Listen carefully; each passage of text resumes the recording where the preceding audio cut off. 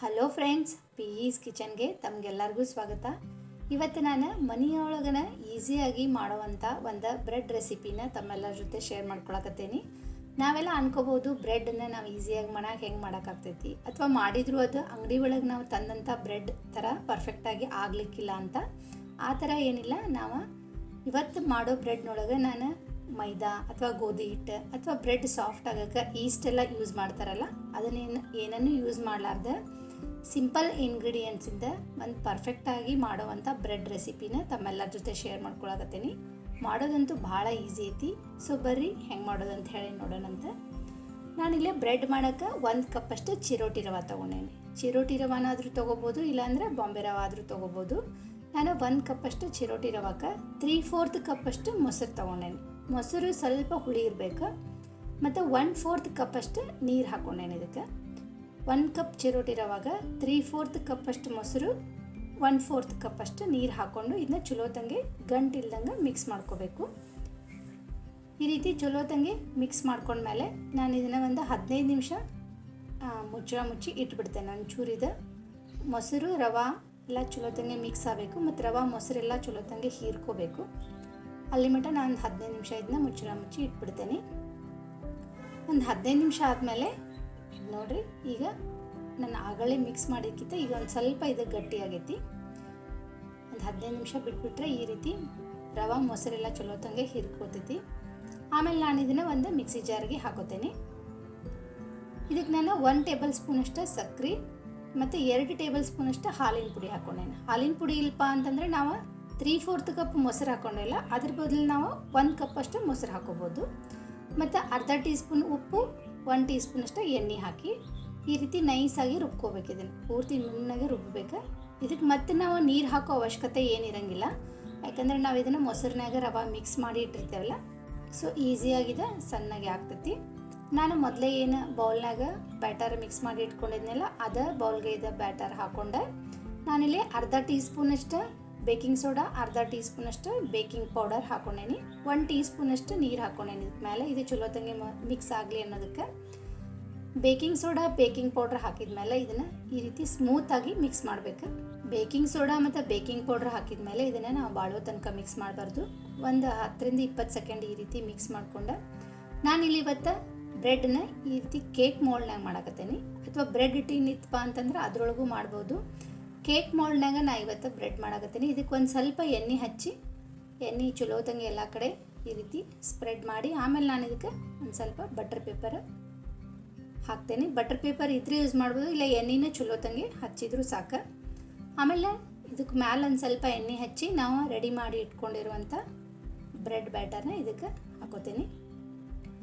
Bread tin ಇತ್ತಪ್ಪ ಅಂತಂದ್ರೆ ಅದರೊಳಗೂ ನಾವು ಬ್ರೆಡ್ ಮಾಡ್ಬೋದು. ಅದ್ರೊಳಗೆ ಮಾಡಿದರೆ ಬ್ರೆಡ್ ನಾವು ಮಾರ್ಕೆಟ್ನಾಗ ಏನು ಬ್ರೆಡ್ ತರ್ತೀವಲ್ಲ ಆ ಸೈಜಿಗೆ ಕರೆಕ್ಟಾಗಿ ಬ್ರೆಡ್ ರೆಡಿ ಆಗ್ತೈತಿ. ಇದ್ರೊಳಗೆ ಮಾಡೋದ್ರಿಂದ ಸೈಜ್ನಾಗ ಸ್ವಲ್ಪ ಸಣ್ಣದಾಗ್ತೈತಿ ಬ್ರೆಡ್.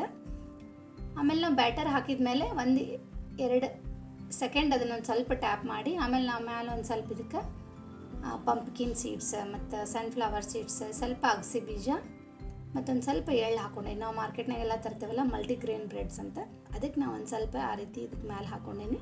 ಬ್ಯಾಡ್ ಅಂದರೆ ಸ್ಕಿಪ್ ಮಾಡ್ಬೋದು. ನಾನಿಲ್ಲಿ ಕಡಾಯಿನ ಮೊದಲ ಒಂದು 10 ನಿಮಿಷ ಪ್ರೀ ಹೀಟ್ ಮಾಡೋಕೆ ಇಟ್ಟಿದ್ದೆ. ನಾವು ಕೇಕ್ ಎಲ್ಲ ಮಾಡೋಕ್ಕೆ ಯಾವ ರೀತಿ ಇಡ್ತೀವಲ್ಲ ಅದೇ ರೀತಿ. ಆಮೇಲೆ ಮುಚ್ಚಿ ನಾನು ಒಂದು 40 ನಿಮಿಷ ಲೋ ಫ್ಲೇಮ್ನಾಗ ಇದನ್ನ ಬ್ರೆಡ್ ಬೇಕ್ ಮಾಡೇನಿ. ಆದರೆ ಅರ್ಧ ಗಂಟೆ ಆದಮೇಲೆ ಒಂದ್ಸರಿ ಚೆಕ್ ಮಾಡಬೇಕು. ನಾನು ಒಂದು 40 ನಿಮಿಷ ಇದು ಟೈಮ್ ತೊಗೊಂಡೈತಿ ಬ್ರೆಡ್ ರೆಡಿ ಆಗೋಕ್ಕೆ. ಈಗ ನೋಡಿರಿ, ಟೂತ್ಪಿಕ್ ನಾನು ಚುಚ್ಚಿ ನೋಡಿದರೆ ಅದು ಕ್ಲಿಯರಾಗಿ ಬಂದೈತಲ್ಲ, ಸೊ ಬ್ರೆಡ್ ಪರ್ಫೆಕ್ಟಾಗಿ ಬೇಕ್ ಆಗೈತಿ ಅಂತ ಅರ್ಥ. ಇದಕ್ಕೆ ಮ್ಯಾಲೆ ಒಂದು ಸ್ವಲ್ಪ ಎಣ್ಣೆ ಇಲ್ಲಾಂದರೆ ಬೆಣ್ಣೆ ಮೆಲ್ಟ್ ಮಾಡಿ ಇದನ್ನು ಈ ರೀತಿ ಹಚ್ಚಬೇಕು, ಯಾಕಂದರೆ ಮ್ಯಾಲಿನ ಸರ್ಫೇಸ ಡ್ರೈ ಆಗಬಾರ್ದು ಅಂತ ಹೇಳಿ. ಆಮೇಲೆ ಮ್ಯಾಲೆ ಈ ಥರ ಒಂದು ಬಟ್ಟೆ ಕವರ್ ಮಾಡಿ ಒಂದು 10 ನಿಮಿಷ ಬಿಟ್ಬಿಡ್ತೇನೆ. 10 ನಿಮಿಷ ಆದಮೇಲೆ ಇನ್ನೂ ಸ್ವಲ್ಪ ಬಿಸಿ ಐತಿದೆ. ಆಮೇಲೆ ಈ ರೀತಿ ಸೈಡ್ಸ ಚಾಕುದಿಂದ ಲೂಸ್ ಮಾಡಿಕೊಂಡು ನಾವು ಈಸಿಯಾಗಿ ಬ್ರೆಡ್ನ ಡಿಮೋಲ್ಡ್ ಮಾಡ್ಬೋದು. ಈಸಿಯಾಗಿ ಬರ್ತೈತಿದೆ ನೋಡಿರಿ. ಬ್ರೆಡ್ ಪರ್ಫೆಕ್ಟಾಗಿ ಬೇಕಾಗೈತಿ. ಕಲರೂ ನಾವು ಮಾರ್ಕೆಟ್ನಾಗೆಲ್ಲ ತೊಗೊಂಬರ್ತೀವಲ್ಲ ಬ್ರೆಡ್, ಅದೇ ಥರನ ಕಲರ್ ಬಂದೈತಿ. ಇದನ್ನು ನಾವು ಅವನ್ನಾಗ ಬೇಕ್ ಮಾಡಿದರೆ ಈ ಮ್ಯಾಲೇನು ಸರ್ಫೇಸು ವೈಟ್ ಕಾಣಿಸ್ತೈತಲ್ಲ ಅದು ಬ್ರೌನ್ ಆಗ್ತೈತಿ ನಾವು ಅವನ್ನಾಗ ಬೇಕ್ ಮಾಡಿದ್ರೆ. ಸೊ ಡಿಫ್ರೆನ್ಸ್ ಇಷ್ಟೇ, ನಾವು ಕಡಾಯಿ ಒಳಗೆ ಬೇಕ್ ಮಾಡಿದರೆ ಕಲರ್ ಒಂದು ಸ್ವಲ್ಪ ಡಿಫ್ರೆನ್ಸ್ ಆಗ್ತೈತೆ ಅಷ್ಟೇ, ಆದರೆ ಕರೆಕ್ಟಾಗಿ ಬೆಂದಿರ್ತೈತಿ ಬ್ರೆಡ್. ಸೊ ಬ್ರೆಡ್ ಪೂರ್ತಿ ತಣ್ಣಗಾದ್ಮೇಲೆ ನಾನು ಕಟ್ ಮಾಡ್ಕೊಳಕತ್ತೀನಿ. ಸ್ವಲ್ಪ ಬಿಸಿ ಇದ್ದಾಗ ಕಟ್ ಮಾಡಿದರೂ ಕರೆಕ್ಟಾಗಿ ಕಟ್ ಆಗಂಗಿಲ್ಲ. ಇದು ಪೂರ್ತಿ ತಣ್ಣಗಾದ್ಮೇಲೆ ಕಟ್ ಮಾಡ್ಕೋಬೇಕು, ಅಂದರೆ ಕರೆಕ್ಟ್ ಪೀಸ್ನಾಗ ಕಟ್ ಆಗ್ತೈತಿ.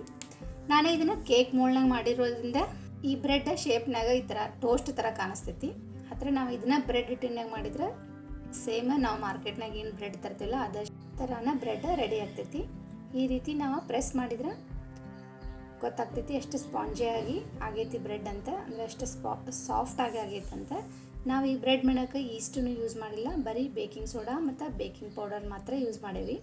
ಮತ್ತು ಗೋಧಿ ಹಿಟ್ಟು ಮೈದಾ ಯೂಸನ್ನು ಮಾಡಿಲ್ಲ, ಬರೀ ರವಾದಿಂದ ಈ ರೀತಿ ಪರ್ಫೆಕ್ಟ್ ಆದ ಬ್ರೆಡ್ನ ನಾವು ಮನ್ಯಾಗ 1 ತಾಸು ಟೈಮ್ನಾಗ ಮಾಡ್ಕೋಬೋದು. ಈ ರೀತಿ ಬ್ರೆಡ್ ಮಾಡ್ಕೊಂಡು ನಾವು ಬ್ರೆಡ್ ಟೋಸ್ಟ್ ಇಲ್ಲ ಸ್ಯಾಂಡ್ವಿಚನ್ನು ಮಾಡ್ಕೋಬೋದು ಇದರಿಂದನ. ಸೊ ಭಾಳ ಈಸಿ ಐತಿ ಮಾಡೋದು ಮತ್ತು ಅಷ್ಟು ಟೇಸ್ಟಿನೂ ಆಗಿರ್ತೈತಿ. ಇದನ್ನು ನೋಡಿದ್ರೆ ಗೊತ್ತಾಗ್ತೈತಿ ನಮ್ಗೆ. ಶೇಪ್ನಾಗ ಸ್ವಲ್ಪ ಟೋಸ್ಟ್ ಥರ ಕಾಣ್ಬೋದು, ಆದರೆ ಟೇಸ್ಟ್ನಾಗ ಮಾತ್ರ ಸೇಮ್ ಬ್ರೆಡ್ನ. ಸೊ ಈ ರೆಸಿಪಿ ನಿಮ್ಗೆಲ್ಲರಿಗೂ ಇಷ್ಟ ಆಗೈತಿ ಅಂತ ಅಂದ್ಕೊಂಡೇನಿ. ಈ ರೆಸಿಪಿನ ಟ್ರೈ ಮಾಡಿರಿ, ಹೆಂಗೆ ಅನ್ನಿಸ್ತು ಅಂತ ನಂಗೆ ಕಮೆಂಟ್ ಮಾಡಿ ತಿಳಿಸ್ರಿ. ಈ ವಿಡಿಯೋ ಇಷ್ಟ ಆಗಿದ್ದರೆ ಲೈಕ್ ಮಾಡಿರಿ, ಶೇರ್ ಮಾಡಿರಿ. ಇನ್ನಷ್ಟು ಹೆಚ್ಚಿನ ರೆಸಿಪಿಗಳಿಗಾಗಿ ಚಾನಲ್ನ ಸಬ್ಸ್ಕ್ರೈಬ್ ಮಾಡೋದನ್ನು ಮರಿಬೇಡ್ರಿ. Thank you.